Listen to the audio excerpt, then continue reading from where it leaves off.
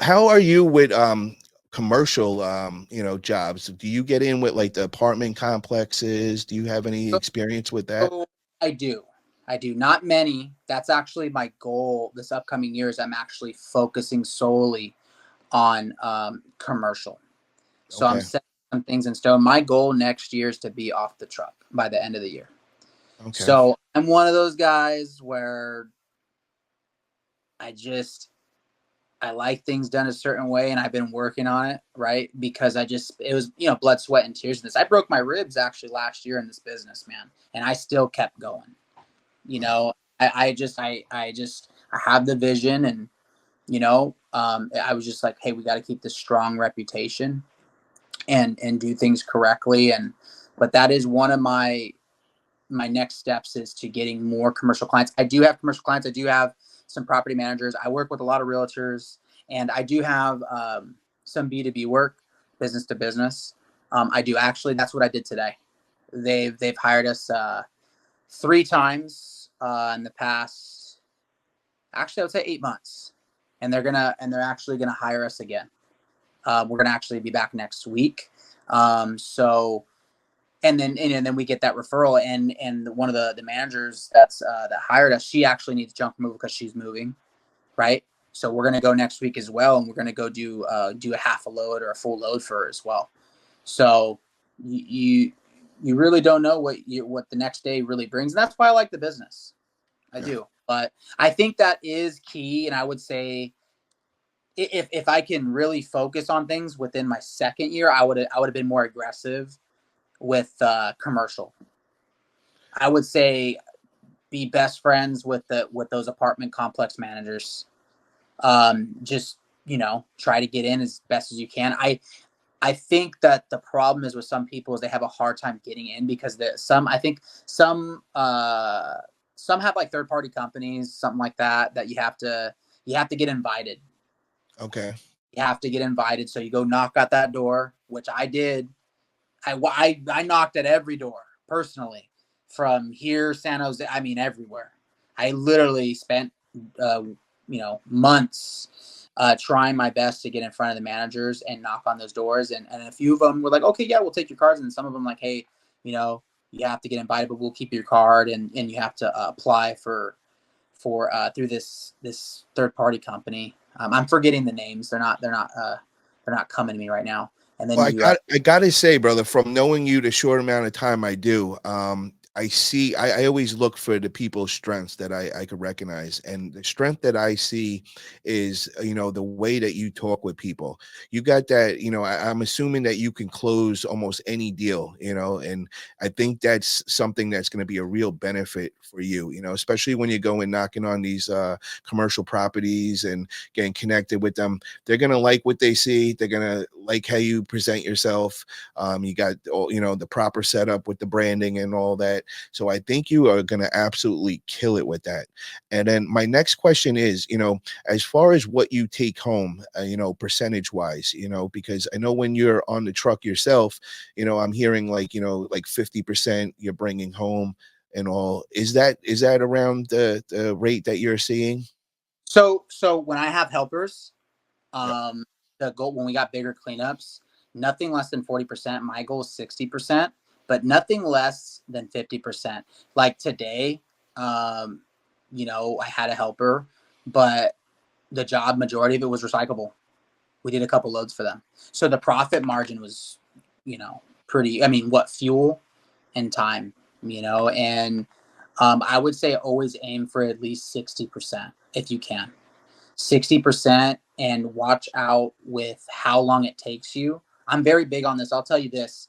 I'm so like, hey, there's no reason why this job shouldn't take more than an hour for this load. We got it. I'm not gonna lie. I'm very, I'm tracking everything in 30-minute increments. Like, hey, like how fast are we doing this? Like this half load, it shouldn't take us no more than 30 minutes if it's right here in the side yard. There's I was hearing a time frame where, Andrew Thompson, that's kind of where I'm hearing this from. And, he would say if you got a full load, what you would get with that is you get two people for 2 hours max time. Anything over that 2 hours, now he's going to add on to the price and all. Is that a fair, assumption to say, or is it less than that? Because you're saying like 1 hour, you'd like to see it knocked out. So no, he's right. And I know that not every load is going to be like that. And there's times where it takes an hour and a half, it could take 2 hours. But I would say, yeah, I let customers know from the get go, hey, on average for this size dump trailer or the box truck, and depending on this type of job, it roughly takes around an hour, hour and a half max. But let's just say there's an upstairs and there's bulky furniture, or everything is just scattered. Then you let the customer know, hey, it's going to take about roughly an hour and a half. Usually we work pretty fast. We want to work fast for you guys, but because everything's so scattered, it may take a little bit longer. And on average, let's just say I tell the customer, hey, it's not going to take anything more than 2 hours. But if it ends up happening to take an additional, time frame within that 2 hour mark, I just got to let you know we got to charge an hourly rate on top of that load. Yeah. Now, So when you're doing your quotes, are you doing them, because I know a lot of people want to just text you a picture and all, and I'm hearing, the best thing to do with that is just kind of give a rough estimate and make it clear it's a rough estimate, and you say you want to come and actually see it in person. How do you give your quotes? I answer the phone. That phone should, I try to answer it no more than 3 rings. I have like a science to this. I'll answer that phone within 2 rings if I can immediately. I'll drop everything I'm doing. Hey, this is Isaac with Junk on Hauling. How can I help you? Right? When they're on the phone, like, hey, which I get this a lot, is I'll pre-screen them. I'll listen to them real quick, but I already know what I'm going to say. I'll be like, hey, just to let you guys know, we do in-person estimates. So I'll find a window, not to be rude, let them speak. Be like, hey, just to let you guys know, we always do in-person estimates. And there's times where we get a lot of resistance, but also I do that to protect myself from other competitors, to be honest, because we have, my area is trying to get really saturated. So it's one of those ways of me vetting the customer and if they're going to be a good customer. Because if they let you go to the home, if they have no problem with you going in the home real quick and be like, hey, I just tell the customer, hey, it's going to take 10 to 15 minutes of your time. And if you like the quote, and if we can, we'll offer you same day service. How does that sound? Oh, sure, no problem. I'm going to be home all day. Okay, perfect. I'll see you within the next hour, in between our route from our current customers on schedule. I will say this: go to the customer, because I noticed when I was I'm not saying getting lazy, but I was just like, oh, I could, I'll let the customer send me a phone text, or sometimes we just get texts of like, hey, how much would you charge for this? And I'm like, okay, well, first off, you got to know where are they calling you from, or where's their location, because that has a big factor on what you're going to charge them, right? If you have a little bit of a differential, what if they're like 30 miles out? What if they got a piano that's on the second floor? Because you're going to find real quick that from what I always tell customers, but from what a customer sees, from what we see, are two completely different things. From what you say maybe a lot is going to be different from what we see, So I would say go in person, and your closing ratio is going to skyrocket. You're going to close. You're going to close. And I will say this, there's jobs I walk away from. I'm at the point where there's some, I recognize that not all money's good money, and that is important, you guys. Just letting you guys know, not all money is good money. In the beginning, you got to prove yourself. You might, undercut a little bit, but once you get to that point, I tell customers this, just like this, like, hey, have you guys ever used a junk removal service before? And they're like, we used the guy one time, or they bashed 1-800 or whatever the case may be.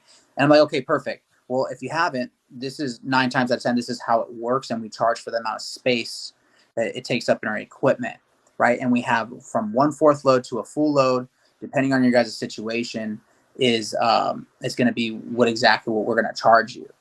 And I kind of go into my script, And I found they're like, oh, I didn't know that. Or, oh, wow, I didn't even know that they charged for couches like that. Or I didn't know that they charged for mattresses. So I just I give you give yourself to sell yourself, sell your company, sell the brand, show professionalism, and let the customer know, like, hey, the reason why you want to hire us is because we're going to make sure that all your belongings go to where it's supposed to go, such as the landfill and the transfer station. Because I don't know if you've noticed, there's a lot of trash being dumped on the back roads or the side of the road, and we charge what we charge is because we want to make sure it gets to the right place. So there's I have a process, Polly. I've literally I could recite it, right now, but I know I'll tell everybody this. Spend the extra fuel money. It's a tax deductible. It's a tax write-off. Spend the money, get to the customer, don't be lazy, answer that phone, and do whatever it takes to get in front of them, because you're going to build rapport. You're going to sell your service, you're going to sell your brand, you're going to sell yourself, and then it gives you an opportunity to show the neighbors. And then if you do land that job, they see you doing the job, neighbor comes to you, which they will. Hey, can I have a card? Oh, sure, no problem. Now you got a potential customer, and then you got their referral. So really, I just look at it as a web. I'm big on customer service. Oh, we lost you. Yeah, I think we just lost him. Hopefully he's gonna come right back. But yeah, that sounds amazing. Like he sounds like he's really on top of customer service, which is, a very, very important. Oh, here we Okay. go. He's back. Yeah, I don't Perfect. know what happened there. Cool. Kind of cut out. But hopefully I answered your question. I know I kind of ramble a little bit. I just No, got so much that to was say. that was amazing, bro. That is, the perfect way to say it. And, repeat customers are, a major, major thing. And just going over and aboard, they remember that. And now they're going to go and refer you to the neighbors. And just like you said, just having your truck in the driveway, you got all the interest of all their neighbors. And, now you got potential other, and as soon as you leave, they're probably going to ask the neighbor, like, how was your Yep. service and all that. And if they go and they say great things, you're going to pretty much get some much more business. And then, I want to tie this all in together, with this autopilot software that Andrew's going to be bringing us, and I like that this whole sequencing that he's talking about. And, once you get them in the log, because, when I was talking with Ronnie Knuckles was like, you got to stay in touch with all your customers. And, I like to call them every week and just kind of like follow up and make sure they're doing good. And sometimes, I just come friends with them.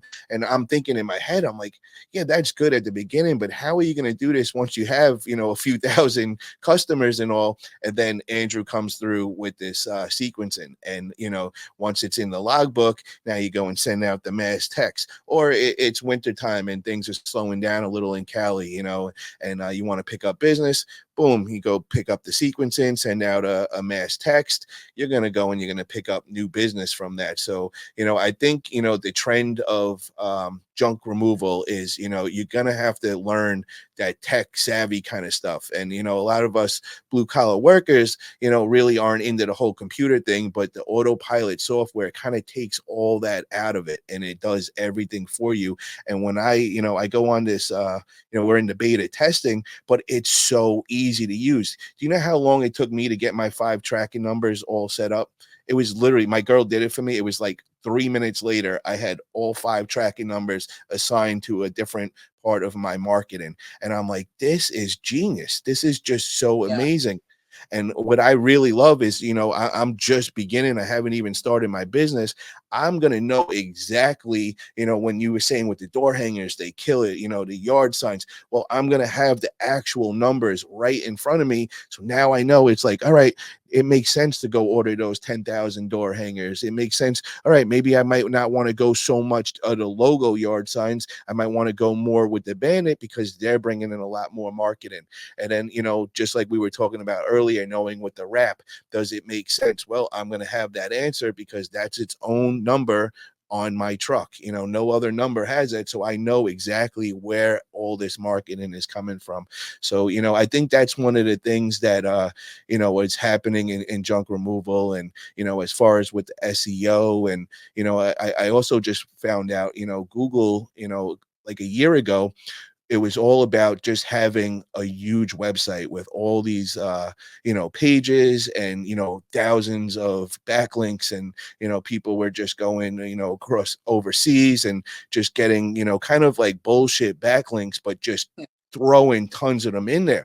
Well, I actually just learned that Google changed its whole thing, and now they're looking for quality backlinks, and they're actually penalizing the people that are just going and getting 1,000 backlinks and attaching it to their website. Now you're getting ranked lower and all that. So it's just you kind of like, everything is going that tech way. And if you want to stay on top, because it is starting to get saturated, there's still lots of opportunity. We're still pretty much new in the industry, and there's so much room in out there. But I think if you want to stand out, and keep getting the numbers that of being one of the top companies, you're going to have to adapt to this. And software like Andrew's putting out, and kind of just learning like the SEO for yourself, and maybe working with an agency that could kind of guide you in the right way. I think that's going to be the way to stand out these days and all. So that's where I'm at also. I've been just kind of talking with everybody and trying to figure out what's the best website to come right out the gate with. Should I be going crazy with it? And what I'm hearing is it's local SEO. Find those quality links that I could attach with, as something simple as getting connected with the local hospital in my area, and going over them and say, hey, any of your employees come through my company, I will give you 10% off for all those employees. Can you put me on your website? That is a local backlink that is really going to rank high for you, because it's quality. They see the location of it in your area. It makes sense. Another thing that I was thinking about, and I want to run this by you right now, because you might know about this, is I was going to sponsor the Little League. Where I'm Okay. in that area. Petaluma has got a great Little League. They were at the World Series a bunch of times and all. I want to go and sponsor a team like that. Forget about junk removal as a baseball team. And I think that just stuff like that, I think is kind of key as well. What do you think as far as doing stuff like that? Yeah, no, I think it's a good move. So I was trying to sponsor, or have give some sponsorship to the local high school I went to, but I was a little bit too late, unfortunately, Okay. but I think that's a good move, right? Because if you can be in front of everyone's face like that, especially if you have their logo on the banner, or maybe on the back of their shirts. I mean, what greater power of representing the brand, your brand, and also you're supporting the community, and then you're getting that community exposure, right? From everyday people that are busy. They're at the baseball games with their kids, or the soccer games, or football games. They're on they're there on a weekend. They don't got the time, maybe because they're busy doing all these things with their kids. I mean, and they just maybe don't have the time to do these things at the house. And they see your logo, they see the number, and or maybe they might see you there at one of the games, right?